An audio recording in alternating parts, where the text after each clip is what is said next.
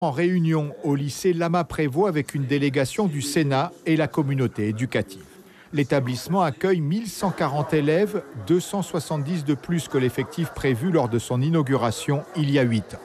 En Guyane, les lycées sont dépassés par la croissance démographique.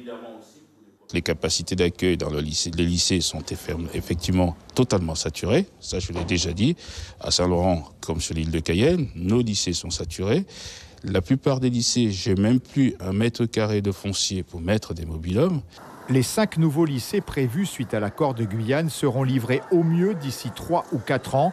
En attendant, le recteur compte ouvrir des filières d'enseignement général dans les lycées professionnels, mais aussi étendre les horaires des cours. J'ai déjà annoncé à l'ensemble des chefs d'établissement, à tout le personnel, à toute la communauté éducative, le fait que pour la rentrée 2019, si on veut avoir une rentrée sereine dans les lycées, il faudra qu'on touche un peu les amplitudes horaires. Ça va peut-être prendre 2 heures le mercredi, ça va peut-être prendre 2 heures le samedi à certains endroits. Au lycée Lama-Prévost de Rémière-Montjoly, les enseignants défendent d'autres options. En interne, nous pensons que l'on peut aménager nos horaires et éventuellement voir en jouant sur la pause méridienne pour pouvoir accueillir les élèves sans pénaliser les internes qui ne peuvent pas rentrer si on ouvre le samedi, sans pénaliser le sport scolaire le mercredi après-midi si on ouvre. Donc il y a des solutions en interne et c'est plutôt ce que l'on va privilégier.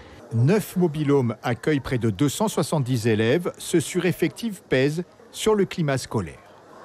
Ça génère des difficultés au niveau de la surveillance des élèves, donc au niveau de la vie scolaire, ça crée une tension.